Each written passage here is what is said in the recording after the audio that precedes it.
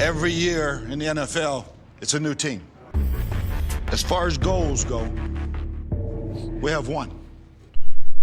Putting a f***ing ring on our finger. Welcome to the Buccaneers Observer Podcast. This is Ralph Phillips. I'm Molly Bay. Today is January 14th, 2022. I'm still Good getting job, used to Ralph. saying that. Yes. All right, we got some big stuff coming up, man. Oh my We're gosh. getting ready to play another playoff game. Playoff. All those years of drought, and now it's just like playoff. I know. All Our right. season is not over, you guys. Our season's not over yet. We're not talking about draft picks. We ain't looking for a new coach. Oh, thank God. Black Sunday, or Black Monday. We even still got some fallout from that coming up.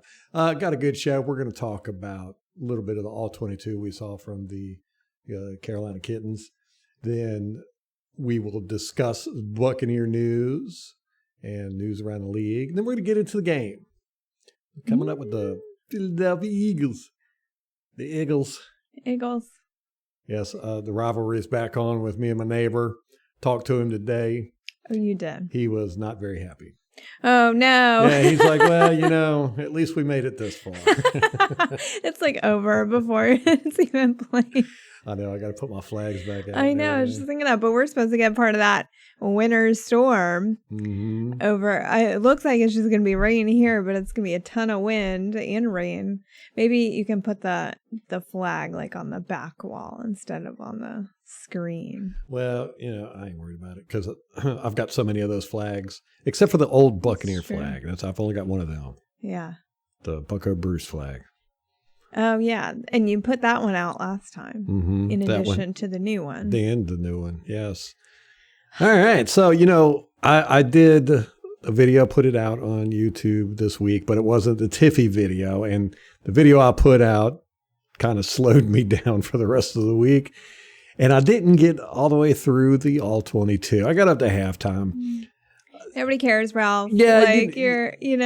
It's fine. But there was a lot of interesting stuff in this game so far. It's just, I've got like 15 minutes already of video clips. I like it. So I'm probably going to finish that up tomorrow and put it out tomorrow evening or something. Just get it out there. Yeah, just a few things I want to cover in it, though. Our linebackers are not playing well. Not happy with them at all. Get it together, guys. Yeah. And I don't even know if Devin White and Minter like each other. I'm kind of getting the impression they don't. Yes. Well, that's weird because in what thing was that? I think it was Devin White's horsing around. The only episode I ever watched was with him and Lavonte, and they said pick your like top 3 teammates, and they both said Kevin Minter is like one of the best guys on the team. Yeah. Well, maybe it's just in-game stuff. You get all riled up, but I see Devin White kind of yelling at Minter quite a bit. There was one play in particular where we were doing man coverage, and you could see before the snap, Devin White was calling the play, and he's looking at Minter, and he's like kind of yelling at him, and he gets frustrated. You can see him; he just kind of throws his hands up. Anyhow, it's man coverage. They hike the ball, and Minter ends up double covering a guy with Tryon. Tryon goes back. And I think Devin White was telling Minter to rush. That was the play call, and Minter didn't get it. Well, after the play, Devin White went off. I mean, he was just yelling at Minter. He turned around and yelled. Let him know. Yeah. So, I've seen that quite a bit, and they're just not playing well. They're not, doing good gap assignment. They're not, getting off blocks. They're taking bad angles. And again, last week we had the instance of Devin White slamming into Whitehead. We had an instance of that in this game too. It was Jamal Dean. Jamal Dean. Devin White ends up running into Jamal Dean while he's being Jamal Dean while he's being blocked. And the guy that's blocking him ends up blocking him and White. And the runner gets around them both and almost gets first down. I think he got 9 yards. I've got a theory. What's that? I got a theory. What? Just based on what you've said. Lavonte. Lavonte and Devin, very good friends. And I think when you lose, you're used to working with somebody. You work with them all the time. You kind of end up, you can kind of read each other. You know what the other one's going to do. They know, you're comfortable that they know what they're doing. Mm-hmm. And you lose that cohesion, And I think they say that Devin White is really mouthy and very vocal in practice all the time. But I do think that Lavonte is probably more of that like silent leader. And I'm sure that he probably is the leader between the two, even though Devin might be a little more vocal. So my theory is it's just a matter of Devin and Kevin Minter are not used to, they're used to playing together, but not the way that he and Lavonte are used to playing together. And so there's probably a lot of frustration on Devin's part because Lavonte would know where he's supposed to be, who he's supposed to be covering. It would probably be more likely that it's Lavonte getting on Devin for screwing stuff up than the other way around. So that's my theory. And some people are just not great at leadership or you create kind of a leadership vacuum and you don't always get someone who is capable of handling it. So, yeah. And just because somebody is mouthy doesn't mean they're a good leader. Yeah, exactly. And he's so young and Kevin Minter is older than Devin White. He's been around a lot longer. So, some guys probably don't want to hear it from somebody that's so green around the gills. No, yeah. Green, not green around the gills. So green. Green around the gills. That phrase again. Yeah, I'm the type of person that I work better under people who are more calm, cool, and collected. I don't like people who are mouthy, that constantly feel the need to talk. But, it's just different styles, different people. I'm not saying it's good or bad. I've never seen you work under anybody. Yeah, I'm not very good at it. But when I have to, I prefer them to be calm, cool, and collected. Yeah.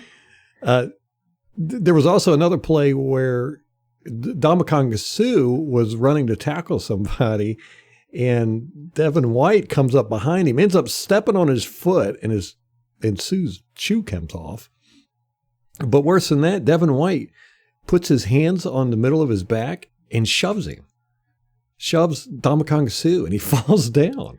And Devin White, it's not like Devin White was getting pushed, because you'll see that sometimes, if they're getting pushed, they'll stick their arms out and brace themselves or whatever. But no, there was nobody around Devin White. He just ran up behind Suh, pulled his shoe off, and then pushed him down. Gave him a flat tire. Yeah. I hate those. It's very strange. Nelson, he's playing well. He played well in this game. Good. Very good. He's definitely, he's just grown like in the past few weeks. Ever since JPP went out, Nelson has really stepped it up. We blitzed a lot in this game, and we were getting pressure on them like crazy. Our D-line beat their O-line even when it was on one-on-one matchups. Vita was just destroying everybody. He made some really good moves, some good plays, but he just could never get there. He was just like he's so not the fastest. Fast. Yes, that's the thing. And it's what we've seen all year long with teams. They're just throwing it to the outside.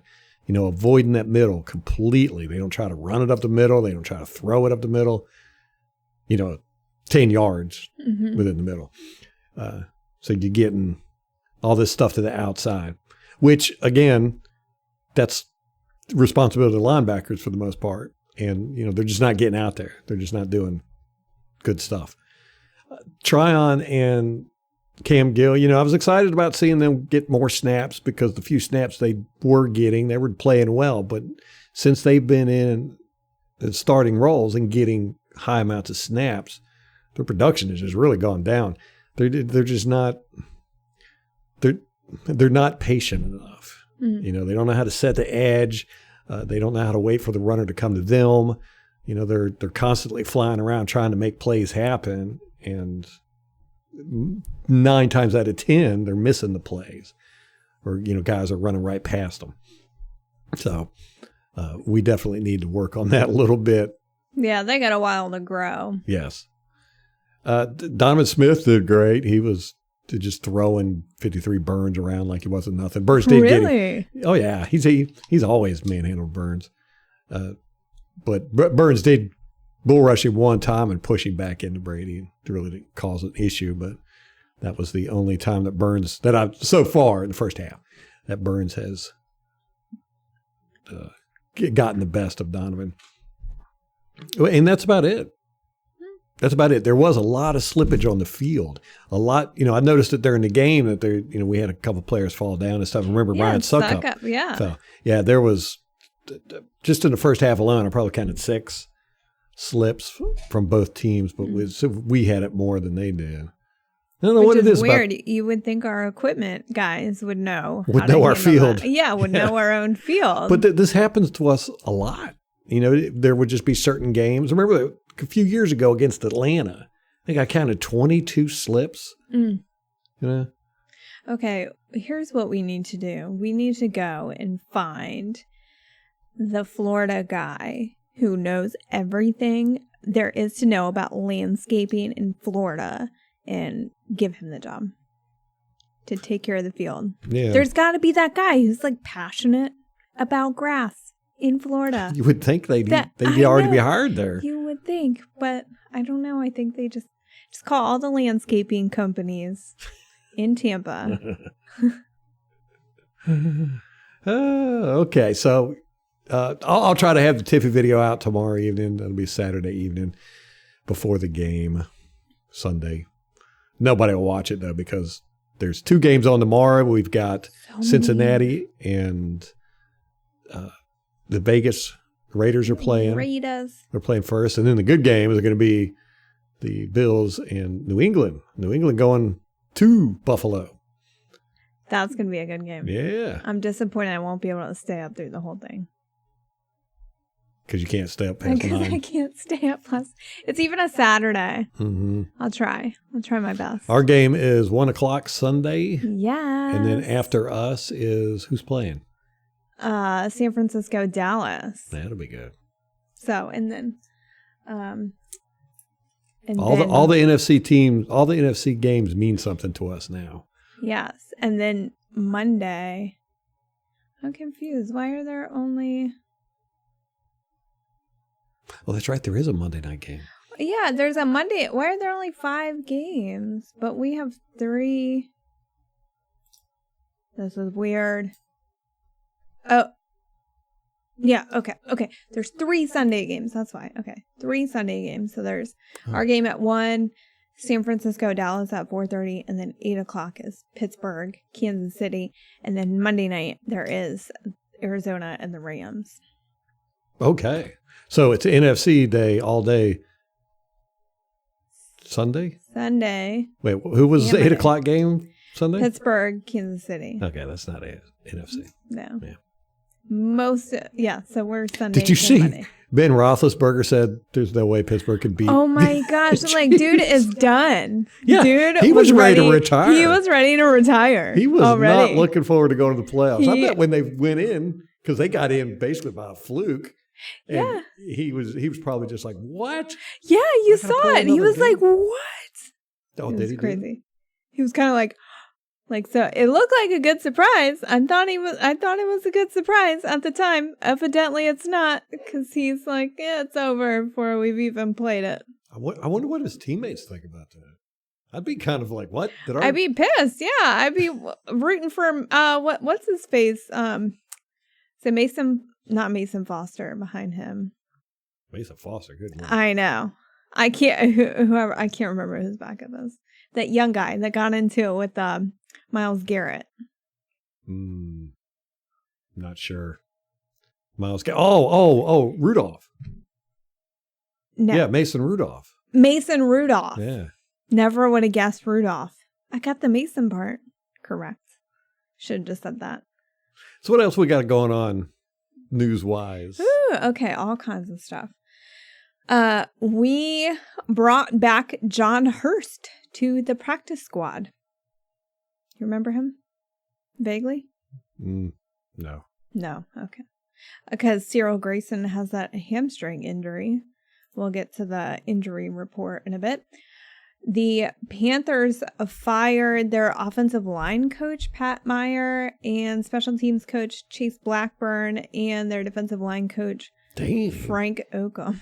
Are you serious? Wow. I told you that team is half that team, including the coaches, is not going to be there next year. And here we're already at half the coaches. Mm-hmm. Good Lord. I know. And, it's just unfortunate because, it's like everybody but the head coach. I mean, obviously there are some positions they didn't fire, but it's kind of, the head coach is kind of in a tough spot because these are all his guys that he brought in. He built his own staff, and he's got to fire his guys to save his own job. Like, that sucks. Yeah. We'll never have Bruce Arians doing that. Mm-mm. Bruce Arians ain't never fired anybody. Ain't that amazing? Nope. And he still holds a grudge against Mike Tomlin for firing him. Yep. And that's just cool. I mean, that's an honor, loyalty. Yeah. You don't get that much anymore. Yeah. Well, I think that's why he's such a different coach. He's a special coach. I listened to that interview with LaShawn McCoy on, I forget what podcast it was. It was making the rounds on Twitter. And he said Bruce Arians is a genius. He said Belichick's a good coach. Bruce Arians is a genius. That's crazy. I was like, wow. Yeah, he had a whole bunch of good stuff to say about Brady and the Buccaneers. Yeah, it was a good interview. I had a hard time. There was a lot of different voices. There were probably 4 or 5 of them. And I know the players, but I don't know their voices. So it was kind of hard to keep track of who was who. When you're listening on the podcast, it would have been easier, I think, watching the video. It was like, I think, Ocho Cinco and Brianna Marshall, LaShawn McCoy, and there was one more on there. I don't know who it was. So it was a good podcast. It was really interesting. And there were a lot of interesting kind of insider tidbits that you got from LaShawn McCoy. So I'd recommend listening. I'll bring up things as I remember them, but that was just a little sidebar there. The Bears requested permission to interview Todd Bowles and Byron Leftwich, actually. Now, I could see Todd Bowles going there. Me too. They've got a defensive culture there. Mm-hmm. He's a defensive guy. He'd probably do really good there, too. Yeah, I agree. The Bears are also interested in the Bills coordinators, Brian DeBall and Leslie Frazier. Damn, they're looking at everybody, aren't they? I know. Oh, yeah. They were getting around for sure. They were interviewing pretty much everybody. We activated Shaq Barrett from the COVID list, so brought him back. But then we also put Richard Sherman on IR. So he is done. Completely done. Like, what did we... Yeah, we paid him, $1 million to play 2 games? Yeah, basically. I think he's good for the locker room, maybe. Don't know. Maybe. I don't know. Yeah. But you know what? I mean, it does kind of suck where you get things like this where you bring him in and you hope he's going to make an impact. He might have made an impact. I don't know. Not on the field. No, not on the field, definitely. But it's just one of those things in a season where you're plagued by injury. And, Tom Brady talked about this last year. It was like when you're in the middle of a season, it's really hard to kind of make adjustments in certain places or, you've already got your systems that you've got your players. There's only so much you can do midway through a season. And so had a lot of adversity, especially in our defensive backfield. And I'm glad that we were able to overcome it. I mean, did we field our full starting defense at any point this season? Like, it just feels like we haven't really. So, it does stink, but at the same time, these kind of things just happen in an NFL season. You just never know. Never know. So John Hurts on the practice squad, and then we activated kicker Jose Borregales, who, again, he was on the COVID list, so he's back. And we'll talk about the injury report. The Vikings have requested permission to interview the Buccaneers Vice President of Player Personnel, John Spytek, for their GM job.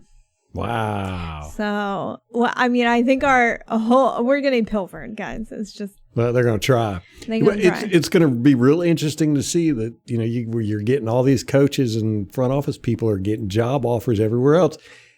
Are they going to want to go? Because this is a dream team, man, especially for the coaching staff. They've got it made. Bruce Arians is all about, don't work late, go home and eat kids. You got a softball game, you better go there, whatever. Just, family is more important. He's never going to fire you. Blah, blah. This is the perfect job for the staff. You're in Florida and at the beach. Good Lord. What more can you ask? Working with Tom Brady, Tom Moore. No income all tax. These guys. State income tax. Yeah. I would. I don't know. I'd have, like Byron Leftwich, no, it'd be dumb for him to go anywhere. He's got, this is a once in a lifetime opportunity. Yeah. I think he needs to continue to kind of grow as a coach. He's so young as a person. Like, he's just a very young, and I mean, he's been in the NFL probably 15 years at this point from being drafted. So that's kind of a long time, but then I don't know. Now that sounds like a long time, and he should be ready, I think, to take on a head coach. Well, he probably is ready, but you don't want to give up this, because this ain't going to last much longer. And, you want to bleed it for everything you can. And he's got a full career ahead of him. Right. I mean, he's like early 40s. I think Tom's older than he is. So, I mean, you got another 20 years, 30 years you could potentially be in this league. Yeah. You really want to... That's how if I was any of these coaches or front office people, I'd be like, I'm going to hang out here for another year or two at least. Yeah. But is it better to go out with a high demand like this versus the team starts sucking and then you end up getting fired? Everyone gets fired. Are you in a better position as a coach, more marketable when your team is on top like this? Right. I mean, that's the question you're going to have to internalize. Do you give up a golden opportunity to go out and get a hopefully better opportunity? I mean, it's a risk. Yeah. Because, there's only 32 coaches in the world, head coaches. And when you get offered one of those jobs, I imagine it's damn near impossible to turn it down. It's the pinnacle of the NFL, in coaching. It's the pinnacle of football coaching in North America to be an NFL coach. And, a lot of these guys that's their goal, and it has been for their whole careers.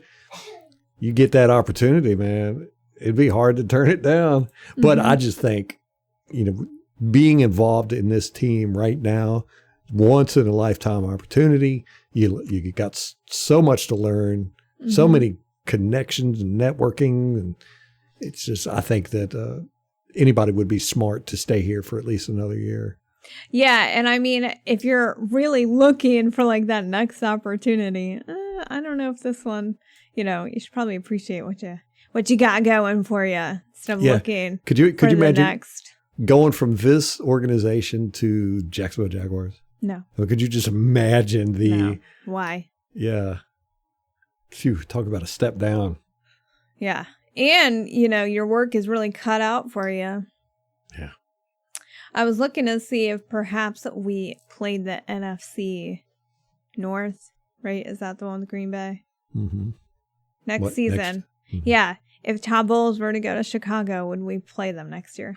We do not. So, I lost my notes. So yeah, what do you think the chances are of Todd Bowles? Or I think Todd Bowles has a better chance than Byron Leftwich.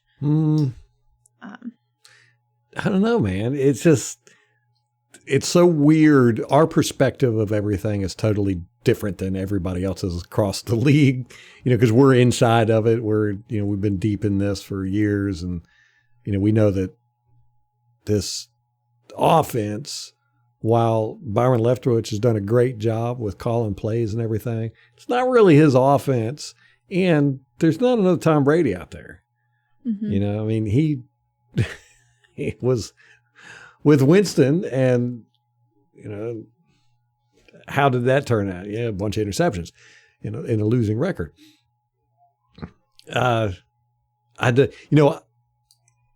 Owners, it seems like they get bedazzled by star power. You see it all across the league in so many different ways. And, you know, they hire coaches sometimes that everybody just scratches their heads like, why would you hire that guy? And this would be one of those situations. It's like you're taking a big risk with Byron Leftwich because you really don't know anything about him. You know, is this his offense? Is he going to be able to do this offense somewhere else? Is he going to be able to, you know, call plays? Is he going to be an offensive coordinator and a head coach? You just don't know anything about how he's going to perform. And then, you know, take a big risk. But, you know, if we win the Super Bowl, or even if we go deep in the playoffs here, people are going to be like, or owners will be like, oh, well, Byron Leftwich. He was in charge of that. They scored a lot of points. Let's get him. And plus, they know it'll hurt us. Yeah. So that's a large part of it, too. Yeah. What do I think? I think that, oh, man, I don't know. You know, with Todd Bowles being a defensive coach, and defensive coaches are going out of style. And he did not have good success at the Jets. No, doesn't have a good resume as a head coach. And, you know, if you look at our team, most people won't say, oh, it's the defense that's, you know, really doing anything. Now, in the playoffs last year, yes. And we'll see if that happens again this year. So I would probably think Byron Leftwich would get a job before Todd Bowles. Really? Honestly, yeah. Interesting. Yeah. A lot of owners they just seem to be dumb. They don't really pay attention, you know. They get the names. Yeah, right. They get the connections. names. They would be like, oh, Tampa Bay scored a lot of points. Who's their offensive coordinator? Byron Leftwich? Let's get him. Let's do that. And I would be more prepared to lose Byron Leftwich on offense because we do have Harold Goodwin behind him, who he's assistant head coach, and they kind of split well. Byron is the offensive coordinator. Goody is the assistant head coach. So I think we have a good, replacement in place, in-house, that can just move over to that spot if need be. Yes. And, you know, Bruce Arians would be thrilled to death. He would love it. You know, if anybody goes, you know, I mean, he wants them to stay because he likes these guys, but he wants them to, he's more of a nurturer. He wants them to go out and, you know, be head coaches somewhere else. Yeah. He takes it a lot makes of him pride. so proud. Yeah. He takes a lot of pride in being a mentor. Yes. I think. So, you know, who knows? It's a very unusual year this year for us to retain all of our coaches, all of our players. I don't think it's ever happened in history, but, you know, we'll see who we got left next year. Yeah. I'm not worried. You know, even if Todd Bowles is gone, I'm not worried. I mean, our defense, we got a lot of skillful guys on defense. I'm like with you with Byron Leftwich. You know, Byron goes, good luck to him. But I don't think it'd hurt our team that much. We got plenty of guys that could step up. We got plenty of guys out there. And to be honest with you, I don't even know if we need an offensive coordinator with Tom Brady. That's true. You're right. Yeah. And that's one of the things that LaShawn McCoy said was that at last year, week 13, Byron, Tom Brady, and BA kind of sat down and they all hashed it out and put it out there. And Tom Brady got probably most of what he wanted with the two of them, which I can totally see. BA, why would you not? Yeah. Right. I mean, you'd just be stupid. I mean, that's a dumb power struggle. That is just ridiculous. So anyway. And you could see in the offense, because I talked about it in the first the first half of last year, and even before Tom Brady came, I said, we do not throw the routes that Tom Brady likes. We did the across the middle. You know, Tom Brady likes to hit those guys across the middle on the run, and we just didn't run those routes. And now we do. You know, so those are Tom Brady routes there. Yeah. Yeah. All right. So we made another move. So this is I don't know what you'll think about this. We signed veteran John Brown, the wide receiver. Smoke. Oh, from Arizona? Yeah. Yeah, he was there with Larry Fitzgerald. Yeah. Oh, he was a speed demon. He was a speed demon to Larry Fitzgerald's Mike Evans. Yeah. Fitzgerald is like Mike Evans, kind of. Oh. They fight for the ball. He will catch it in traffic. Yeah, A.J. Brown was a speedy guy, wasn't he? John Brown. Or John Brown. Yeah, John Brown. He was speedy. I don't remember much about him. I knew the name. Good Lord. We signed him to the practice squad. And then we released running back Darwin Thompson. Isn't that the one you liked? Yeah. Dang it, on the special teams. I know. And then he got picked up by the Chiefs. Really? On the practice squad. Wow. Practice squad. So he went from our practice squad to the Chiefs. I think that's where he came from, wasn't it? I have no idea. I don't know. So with Brown coming in. Practice squad. And John Hurst. So we got these two guys on the practice squad. Brown's familiar with this offense. He could play quick. Yeah. I mean, he might get some snaps Sunday. Yeah. Yeah, it'll be interesting if we elevate him. Yeah, although we won't need him. I mean, with Cyril Grayson out, we got Perriman, Miller, Johnson. I'm going to see if Grayson is out. Yeah, he's out. Oh, he is? Uh-huh. Him and somebody else. Who was it that was hurt? I can't remember. Rojo. Yes, Ronald Jones. What? Rojo. But I guess we'll get Lenny back, so. Yeah. Playoff Lenny. Okay. Next man up. Did you see that Rojo had made a post on Instagram and then his caption was Pit Not Palace, that the AB song?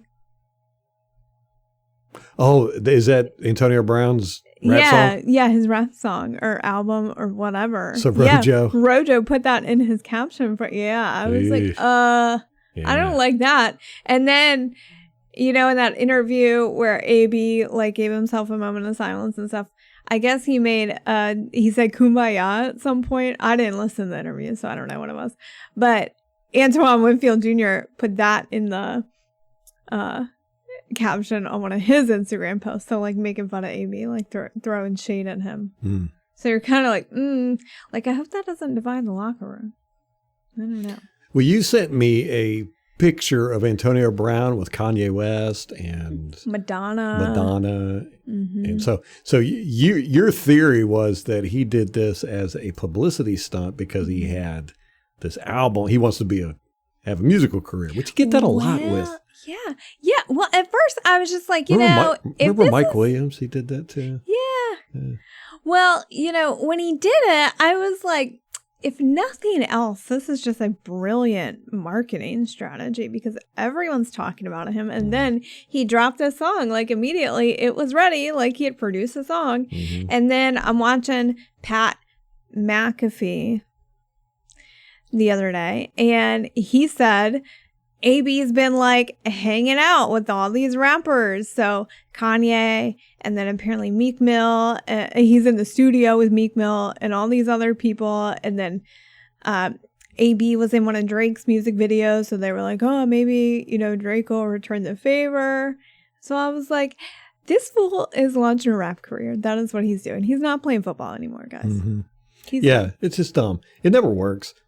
I don't know why I've seen it all my life. People who are very gifted and talented, especially musicians, they're the worst for it. All guitar players want to be drummers. All drummers want to be keyboard players. Keyboard players want to be guitar players. Bassists want to be singers. It's like any band I was in during a break, everybody just goes immediately to each other's instruments and just starts playing. It's like, well, I've met so many really good guitarists that, they want to be drummers or bass players, singers. And you're like, well, why are you, this is dumb. You're good at guitar. Do that. Yeah. You were given a gift. Yes. You have a gift. Or, you practiced for thousands of hours on this thing. Now you want to go and do something else. That's just silly. But you see it all the time, man. Especially, celebrities are the worst at that. I mean, how many celebrities have bands? A crap ton.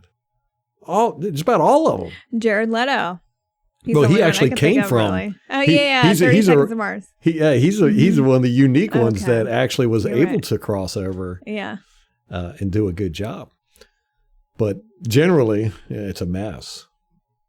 You know, I don't think there's a actor out there that doesn't have a band. And they never go anywhere because they suck. But I don't get it. You know, Mike Williams, he was a Buccaneers guy. He was a wide receiver. He quit playing to start his rap career. Now, where's he at? Didn't go anywhere. Didn't go anywhere. Yeah. And you would think that football players of all professions would understand how hard it is to get into that top echelon. You know, I mean, to be a successful musician or actor or any artist is incredibly difficult. You have to go through generally years and years and years and years and years of performance before you can even think about getting to that level. And football players have to do that. You know, they got to go through the gauntlet, you know, the junior high, high school, college, before they can get to the NFL. I mean, they do as much work as a doctor does getting his degree. And if a musician were to go, you know what, I think I'm going to be a professional football player, they'd probably all laugh their butts off. But yet they think it's okay to go, you know what, I've been a football player all my life, but I think I want to be a rap star now. It's just like, what? You know, it's like when Michael Jordan, great basketball player, you decide, I'm going to be a professional baseball player. It's like, what? Yeah. Russell Wilson did that, didn't he? Didn't he go play baseball in the off season for like the minor leagues? Yes, I think so. And well, a lot of these guys play both sports in college, and then, you know, a lot of them will get drafted in the baseball draft and the NFL draft, and they have to make a decision. So it's a little bit different, bit, but still, you know, I think most people, you know, they think when they're at the high level, elite level of something, they think they can do anything. yeah. You know, they can just jump from one career to the next and stay in that elite category, but it never works out. Well, I think you kind of learn your capabilities and your, you know, that when you put your mind to something and work on it and work hard at it and you get somewhere with it, I think that's really empowering. And so it might kind of go to your head a little bit where like, hey, I put in all this effort and work and time and energy, and I became like an NFL Hall of Famer. So I could do anything and reach that level. So. Yeah, it was like, what was that Buccaneers player? I can't remember his name. I want to say Mark. He tried at UFC for a while. I don't know that one. Yeah, he didn't last too long in that one either. You see a lot of them go into boxing. As a matter of fact, Le'Veon Bell, that's what he was doing in the offseason. He was training for boxing. He was going to be a boxer. Until we called him up. Ooh. And he was like, okay. I mean, it's just, I don't know what these people are thinking, man, but hey. On to something new. That's what they're thinking. Yeah, Antonio Brown threw away his golden ticket so that he could go be a rap star. Yeah, he's made a ton of money from it. So I think he'll be okay. He'll probably lose a ton of money. I know. He's going to lose it when he... It'd be interesting to know what his financial... how his finances are. Is he good with money? I don't know. Yeah, I don't know. Yeah. I mean, he never pays people. What's that? I mean, I don't know. He's stiffing everybody. Is that because he doesn't have the money? Right. I don't know. All right. Just a few more tidbits. Tom Brady got the FedEx Air Player of the Week award week 18. It was his third of the season, and he has been nominated for the FedEx Air Player of the Year alongside Justin Herbert and Matt Stafford. Nice. So okay, good. He deserves it. Good company. But you know what he deserves more? MVP. Damn it! If he doesn't get that, I'm going to be furious. But here's the thing: you were telling me today that the All-Pro list came out today. Yes. And Aaron Rodgers is the NFC quarterback. How in the world do you put Aaron Rodgers over Tom Brady? And especially it's media voting on this award. Doesn't the media hate him? He like almost killed all of them, right? Isn't that what we heard? in the process, he lied to him and then almost murdered them. He tried to murder the media. He tried to murder them. So I don't get it. I tell you what, I'm guilty of this. Tom Brady's boring. He is boring. Oh, he's super boring. He's a little weird too, like in interviews and Kinda stuff. awkward. You're like, that's not a normal person. He's a robot. Like, that's how he comes like across as a robot. Yes, like kind of like a male Stepford wife. Yes, that's what he reminds me of. Yes, you're like, and I mean, you could tell it's a real curated image he's developed. But I mean, fantastic. Again, you can't hate on his marketing abilities. He's fantastic. Yeah. But his playing style is very boring. Mm. It's extremely fundamental but precise. Mm-hmm. I mean, that's his thing. He throws from the same flat platform. He throws the same way, and he is accurate, and he makes great decisions. And that's boring. People like to watch these dynamic quarterbacks like Aaron Rodgers and Patrick Mahomes and all, these guys that are making plays outside the pocket and running around, throwing sideways and between their legs and all that good stuff. And people just get excited about that. But when it comes down to it, when you look at actual quarterback play, there is nobody in the league better than Tom Brady. He makes the fewest mistakes. He's the most accurate. He's the best leader. I mean, he may be boring, but he does it the best. That I just thought that just made me think of something. In that LaShawn McCoy interview, he said Tom Brady has to tell with his feet whether it's going to be a pass or a run. He said when it's a pass, his feet are like lined up together, like they're. Mm-hmm. But when it's a run, his feet are offset. Really? So yeah. So I'm gonna have to look for that. I know. I've never noticed that. I know. Never noticed that. Which I'm like, how has no one ever noticed that? And LaShawn McCoy, you shut your stupid mouth and stop telling everyone. Right. Even if I would have noticed that, I wouldn't have said it probably. Because I wouldn't want anybody to know. Yeah. I think that's what he said. But look, when it's watch his feet. Because I think that's what he said, but it might have been some little, anyway. That's interesting. Yeah. Definitely going to keep an eye out for that. Mm-hmm. For the All-Pro, Tristan Wirfs, voted All-Pro. He was the All-Pro right tackle. He received 37 votes of all for that. So more than everybody else. I don't know, but the person, Lane Johnson, was second, and he had 10 votes. Dang. So Tristan Wirfs was like way. And that's funny because I would have said Tristan Wirfs had a much better year last year than he has this year. Yeah. He's had some really bad games this year, actually. Yeah. Like 3. Two really bad. Anyone on the offensive line, it's going to be Donovan. Like, he's playing great this year. Yeah, he is. Dude deserves some recognition. Yeah, he ain't getting any recognition, is he? None. It is so upsetting. It's weird. He's worked so hard. You're just like, man. Oh, but then again, most of this stuff, again, it's sports writers. They don't know shit. And they go on stats, and a lot of times it's from what happened last year. Mm-hmm. It's like Devin White. Like Devin White has not played well this year. He's not compared to last year for sure. I mean, I'm not saying he's playing badly, but he was definitely a much better dynamic player last year than he has been this year. But yet he made the Pro Bowl this year. Didn't make it last year, right? Mm-hmm. And so you're like, that's just dumb. Yeah. And so maybe Donovan will get it next year. Right. And stink up the joint. I think Donovan, I think Devin is an alternate for Pro Bowl this year. They didn't make it. Really? I think. You sure? No. Look that up. So I think you are incorrect. Okay. You do. Prove me wrong. All right. Okay. What last thing is that Carlton Davis was added to the injury report with a back issue. What? I know. He's questionable. When was that? Today? Yes, today. He's questionable. What? So, we can't not have him. I know. We need him. Yeah. So, there we go. Damn.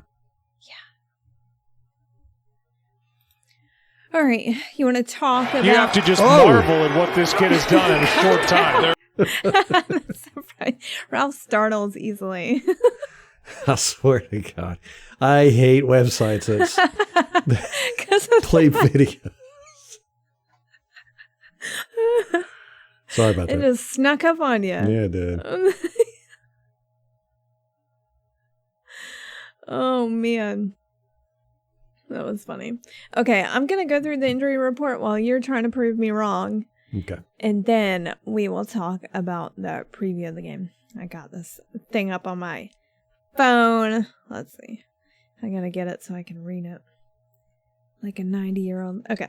So Cyril Grayson is out and Ronald Jones is out. Carlton Davis with the back. He was just limited Friday and is questionable. So that's a good sign. Again, Ralph. All right. He kept it together that time. So good job. Sean Murphy Bunting has a hamstring injury. He's been limited all week and is questionable. Justin Watson with his quad injury was limited Wednesday and Thursday and then a full participant on Friday, but he is still questionable. And then we've got a slew of other people. Shaq Barrett, he was limited Wednesday and Thursday, full participant Friday. Tom Brady, he had a rest day on Thursday, so he didn't participate. And then Friday was good to go. Jamel Dean has a hamstring injury. He was limited Wednesday and Thursday, and then a full participant Friday. Mike Evans was limited Wednesday with a hamstring injury and then a full participant Thursday and Friday. Gronk got a rest day on Friday. Ryan Jensen has a shoulder injury. He was limited Wednesday and Thursday and then a full participant on Friday. Steve McClendon got a rest day on Thursday. Anthony Nelson had an ankle injury. He did not participate on Wednesday and then was limited Thursday, returned to full participation on Friday. Rashad Perriman has a hip injury. He was limited Wednesday and Thursday and returned to practice on Friday. JPP with his shoulder and the knee, limited Wednesday and Thursday and then did not participate on Friday, but that was kind of normal for him during the regular season. He would get rest days on Fridays. So I think that's pretty good. I think Bruce Arians said pretty much everyone is ready to go except Lavonte they're not really sure about. So I don't know where he is. He's not even on the injury report. So I don't know if they're going to maybe rest him another week. Bradley Pinion with his hip injury was a full participant all week. Cornerback Rashard Robinson has a groin injury. He was limited Wednesday and Thursday and then a full participant on Friday. Sue got a rest day on Friday and then Keyshawn Vaughn had a rib injury. He was a full participant all week and is fine. Just a quick note, we had a walkthrough on Wednesday. So all those injury designations for Wednesday were just kind of an approximation of where they would be. On the Philadelphia side, their guard, Nate Herbig, has an ankle injury. He was limited Wednesday and Thursday, did not participate Friday, and he is questionable. And the defensive end, Josh Sweat, has an illness. He has not participated all week and is questionable. Linebacker Sean Bradley has a stinger. He's been limited Wednesday and Thursday, and then Friday was a full participant. Defensive tackle Fletcher Cox got a rest day on Wednesday and then a full participant the rest of the week. Guard Landon Dickerson has a knee injury. He was limited Wednesday and Thursday and then a full participant on Friday. Jalen Hurts on the injury report with an ankle injury, but has been a full participant all week. Lane Johnson, tackle, got a rest day, also has a knee injury, but Wednesday was the rest day and then was limited the rest of the week. Linebacker Patrick Johnson has a back injury. He was limited Friday. Center Jason Kelsey had a rest day on Wednesday, full participant the rest of the week. Miles Sanders, their running back, has a hand injury. He's been limited Wednesday and Thursday, and then Friday was a full participant. Cornerback Kerry Vincent has a foot injury, but he was a full participant all week. And then wide receiver Greg Ward has a back injury, was limited Wednesday, and a full participant Thursday and Friday. And that's the end of it. All right. All right. You were correct. Devin White is an alternate. He's an alternate. In this year's Pro Bowl. Okay. Yeah. Cool. What the? Everything's acting up today. Oh my goodness. Yeah, right? You got it together over there? I don't know. Working on it. It was one of those days. Yeah. So we watched first of all, the Eagles have not had very good opponents. Usually when we are watching games, we like to watch them play against either a team that we've also played recently. Like, we don't want a team that they've played, week 3 and we played them week 6, completely irrelevant, because according to my football theory of thirds, they are absolutely not the same team usually. So we went back through all the Eagles games in like the last third of the season, and everyone they've played has sucked.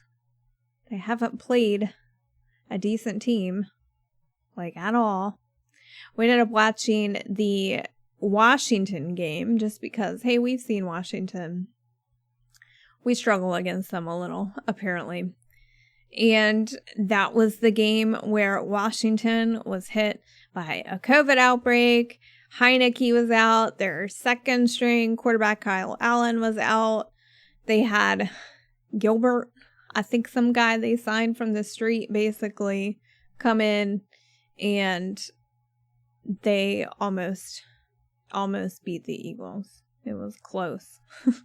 And that was the game that had gotten rescheduled to Tuesday. So, the game, we played them in, when was that, week 6? Yeah, week 7. Week 7. And we beat them 28-22. We absolutely smoked them in time of possession. We had the ball 40 minutes to their 20. This is one of those, though. We had 7 penalties for 120 yards. Wow. Oh my gosh. Fire a whole team. I know. Jalen Hurts only ended up getting 115 yards passing. And like 40 yards rushing, right? Yeah, he had 40 yards rushing, and then Miles Sanders had 56. So they did have a total of 100 yards rushing. Yes. But Go ahead. You go ahead. No. I was just going to say, overall, that game was unremarkable and not memorable to me. Yeah, I remember we were beating them, and then they came back in the second half and got close. But and are we talking about what we think is going to happen now? Or? Yeah, let's do it. Well, first I want to talk about how kind of important this game is in the history of the Buccaneers. The Philadelphia Eagles and the Buccaneers have a huge history together, and it's basically majored in the playoffs. It's centered around the playoffs. We first played each other back in 1977. It was our first game, and they beat us, but it was no big deal because we were on that big, huge losing streak. We had lost the whole first year before that, and then right, everyone had beat us. Right, everybody was beating us, so it was no big deal. We did end up, however, going to the playoffs 2 years later, 1979. It was our first winning season, and we went to the playoffs. And guess who we met? Our first playoff opponent. The Eagles? The Philadelphia Eagles. Oh, my gosh. And guess who we beat? The Philadelphia Eagles. Philadelphia Eagles were our first playoff opponent and our first playoff win. Okay, now we didn't see them again until 30 years later. I think it was let's see, in the playoffs, it was 2000. So 20 years later. And we ended up losing. This was under Tony Dungy. And it was I think it was the second time we had made it up to the playoffs under him. And the Philadelphia Eagles bumped us out. And then the next year, we played them the first. I'm trying to remember how it went. Anyhow, they ended up beating us in the playoffs again the following year. And we fired Tony Dungy because of it. We had gone through the playoffs. We hadn't scored a touchdown in 3 playoff games. Oh my God. And how do you get through the playoffs like that? That's how we played, man. I mean, we were all about the defense. I think it was Warren Sapp that said, if you just keep the opponent to 11 points or something, I can't remember. It was somebody had said that, and that's how we played. If we can keep you to a certain amount of points, we were going to win the game. So we lost to the Eagles 2 years in a row, cost us getting in the playoffs, cost us Tony Dungy, and he got booted after on the plane ride home, if I recall correctly. But anyhow, he was cleaning out his office at like 2 a.m. in the rain. And it was so weird. It's like I couldn't find any video of that. There's no video of that anywhere. And I remember it being a big thing. Yeah. Interesting. But so anyhow, the next year we got John Gruden. We make it to the NFC Championship. And who do we meet? The Philadelphia Eagles. And that was when Ronde Barber did the most iconic play in Buccaneers history, where it was 20-10. There was like 3 minutes left. They were getting ready to score a touchdown, and Ronde Barber intercepted it on the 7-yard line and ran it, or 8-yard line, ran it all the way back for 92 yards for a touchdown, wrapped up the game. And I remember, we went off. And I remember as he was running down the field, it just hit me. We're going to the Super Bowl. It was the weirdest feeling, and I couldn't stop saying it. I was like, we're going to the Super Bowl. We're going to the Super Bowl. We're going to the Super Bowl. At that point, the Buccaneers had never even sniffed the Super Bowl. And thanks to Ronde Barber in that play, we made it to the Super Bowl and ended up winning.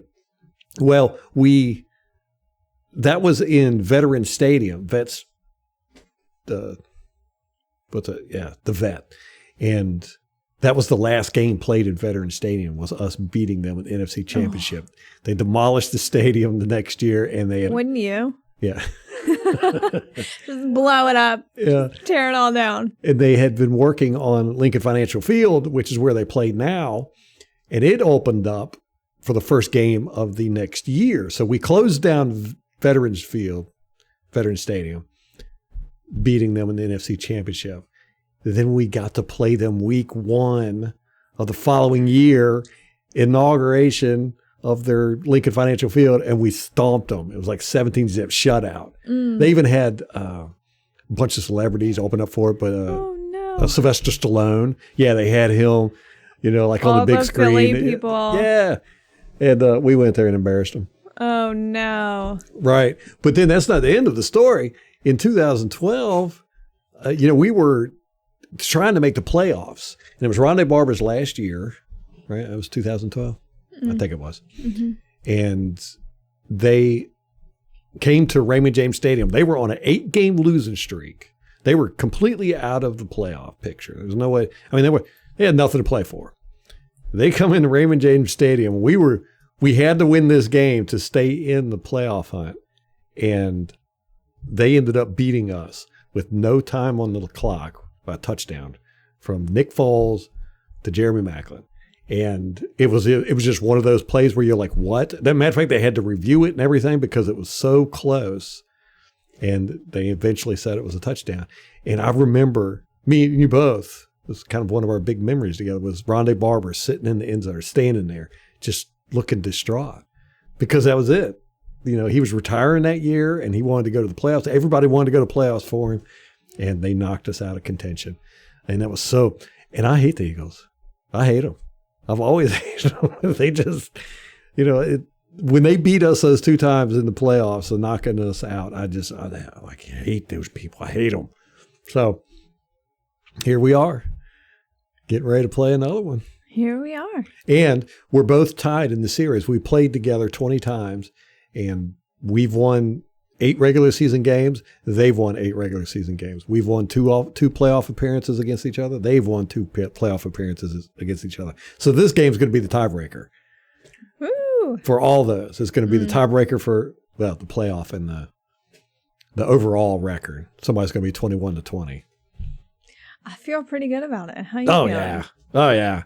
Yeah, the only way they can win this is if we beat ourselves. If we just go out there and totally lay an egg. My concern is the linebackers. Yes. Because they do some tricky stuff a little bit. Yeah, they're gimmicky. That's how they've gotten this far. They're a little gimmicky. They've relied on gimmicks. A lot of RPOs, play action. They do flea flickers, end arounds, a lot of screens. Yeah. Everything's on the outside. Everything. Yeah. They don't do anything up the middle. And Lavonte is so good at sniffing that kind of stuff out. Yes. So I The just master have at it. yeah, he's great. And so is Shaq Barrett. And JPP, if he's healthy now, I'm worried about JPP. If he comes up and he's playing like he was playing before he took a couple weeks off, I don't want him out there on the field. That was bad stuff. But if we get Shaq Barrett, JPP, and Lavonte back, at good running speed, good healthiness, then we're just going to dominate this game. I'm trying to look at what Lavonte's status is for the game. I think he's playing. He is. Yes. Oh, okay. They're saying it'll be a game time call. Really? Yeah. I'm glad you checked up on that. Yeah, Lavonte. Well, they did return to practice. He was at Friday's practice. He's not on the injury report, which surprises me. It seemed to me like they hadn't even activated him off of IR, but they did activate him from IR.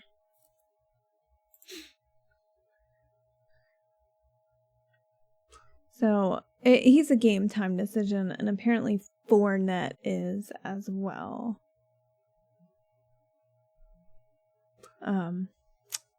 So okay. Yeah. I'm not worried about them beating us. I'm just not. I mean, they got a good stable of running backs. You got Miles Sanders, Jordan Howard, Devontae, Boston Scott. What's the name? Gainwell. He's doing returns for him, I think. But they got a pretty good stable of running backs, but they all run to the outside. They don't go up the middle. Mm-hmm. Can't run up the middle against us anyhow. Mm-hmm. I don't know. We did a good job keeping Jalen Hurts contained last time, but again, we had Barrett and JPP. I think we could do it this time, especially as long as Barrett's out there. JPP, we could do. We can have a weakness there, but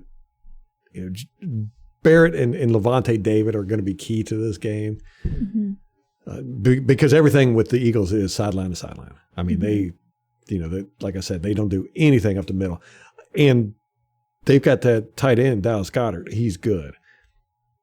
Our middle linebackers are going to have to be on top of him. And we usually have a tough time with those big tight ends. Mm-hmm. Now, we did a great job with Kelsey in the Super Bowl. That was mainly Lavonte David who did that, kind of beat him up all game. But if Lavonte David isn't up to speed or if he doesn't even play, then that's going to hurt us. Mm-hmm. And the Eagles are pretty fast, too. They're kind of speedy. A little speedy. So that's a little, got to be mindful of that. Jalen Hurts, he's a very patient quarterback. He doesn't make a whole lot of dumb decisions. He's pretty accurate with his throws. Mm-hmm. He's got an arm, so he can make those 50-yard passes. Yeah, he can run. Our best bet with him is contain him and then fluster him. Mm-hmm. Just try to hit him from different angles, get him, not seeing us coming and stuff. We're pretty good at that. When we played him the first time, he had a quarterback rating of 44.1 and a passer rating of 55.7. So we did a pretty good job the first time. Yeah. They've got some decent players. Defense, they got Darius Slay and Fletcher Cox and some guys. The receivers, they're pretty speedy. So they can stretch the field a little bit. And like you said, he's got an arm on him. So we're gonna have to be. That's why when you said Carlton Davis was hurt with a back, I'm like, wow. I know. Well, and SMB is on the injury report too. Is he? And he's questionable. What the? I know. Come on, we can't have that, man. Come on, y'all. Come on, man. Their linebackers, nobody to speak of. Nobody stands out really. I think they're weak up the middle. I've seen teams run on them up the middle. Washington did. Washington runs up the middle up. And Dallas. So, I think we could do that, but we rarely do. We just don't run enough. And even when we do run, it seems like it's always bouncing to the outside. Oh, yeah. The referees for the game. Now, if you're not familiar, when the playoffs come, the referee crews are all new. They get graded all throughout the year. Whichever individual referees get the highest grades form the new crews for the playoffs. Coming up Sunday, we're going to have Wallstret. Who? Craig Wallstret, 19 years. He sucks. He's horrible. Yeah, I don't know his name. Yeah, we had him for a couple of games last year. I think we had him for a game this year, and I don't know. I just don't like him. They call too many flags. But usually in the playoffs, they don't call flags. So we'll see. The umpire is going to be Roy Ellison. Patrick Turner is going to be one of the judges. Line judge Daniel Gallagher. Field judge Greg Gottrew. Another judge is going to be Chad Hill. Back judge is Brad Freeman. So in the playoffs, do these crews all stay together through the playoffs? So I know that they're not the usual regular season crews, but I'm just wondering if they stick together. That's a good question. I don't know. I have to pay attention because they got alternates too. Like our alternate is Carl Cheffers and Trey Blake and all that. So I don't know. That's a good question. We're going to have to see. Okay, cool. Yeah. All right, you want to do a score prediction? Yes. All right. Are you going first? You want me to? Okay. You can do it. So I can undercut you. Okay. I'm going to go with 27-16. Buccaneers. You think so, huh? Yeah, I do. All right. Well, I'm not playing around. I think, I've been very disappointed with how the Bucs have played this year. I couldn't lie. You listen to this podcast. There was no higher fan than me. I was saying they were the best football team. We were going to go undefeated, I think. We're going to get close to it. We got close. 13-4, but and it's really the defense the offense has done fine. They've done their thing.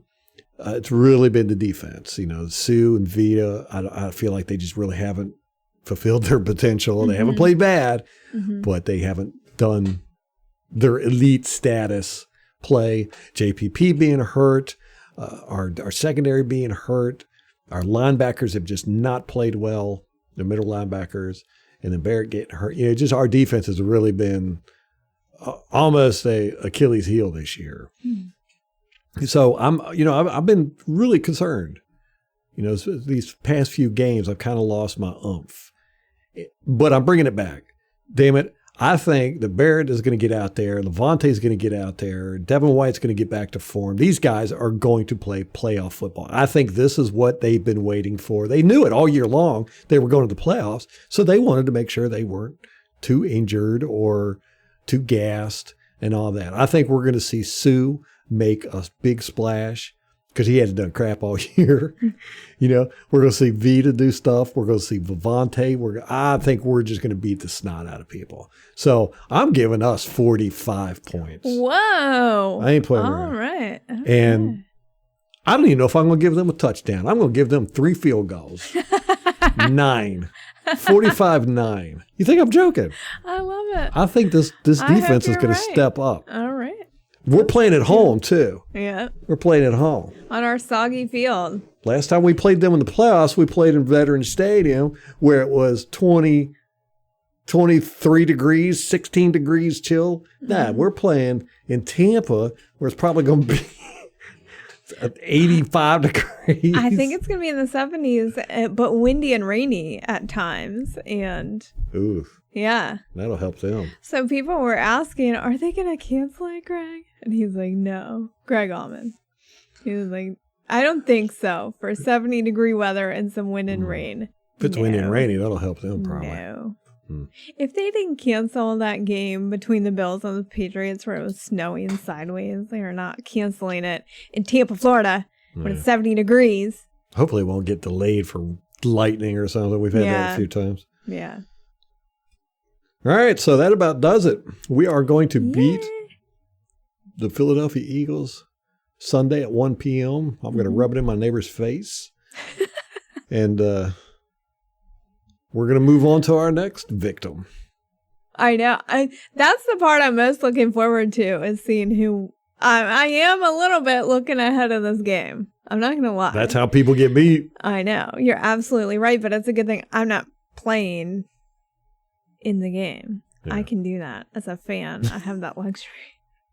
So I'm just curious who we're going to see next week. I don't know. It's going to be a the Eagles, they're going to come in here. They're going to want revenge because we beat them, what was it, week 6? 7. Week 7. They are the underdog, 8.5 points right now? Yeah. And, nobody's expecting them to win. Nobody. There ain't nobody on the planet picking them to win. So they got a huge, and it's a young team, offensively.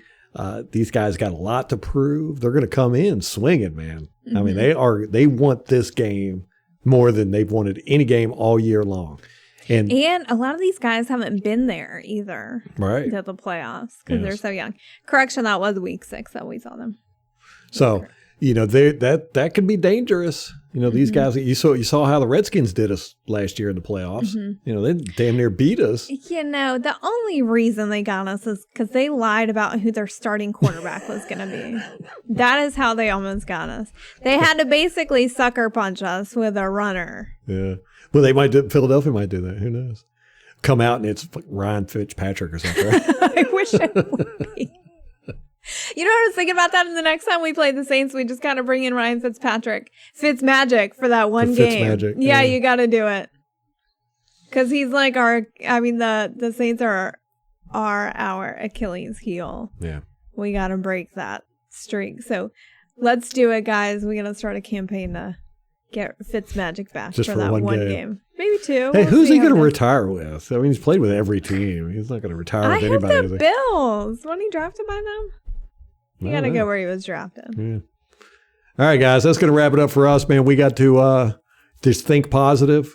Think positive. Let's not look past this game. Don't tell me what to do. It's going to be a tough one, but Ralph was predicting 45-9. So how's it going to be a tough game when you're predicting 45-9? That is not a tough. I'm just trying to keep people, keep their engaged, keep focused, man. Yeah. Right. Oh man, it's gonna be a good game though. Anyhow, no matter how it goes, when we win, it's gonna be good. I know. It's gonna be awesome. Yeah, playoffs. All right, guys. That's gonna wrap it up for us. Till next time. Go Bucs.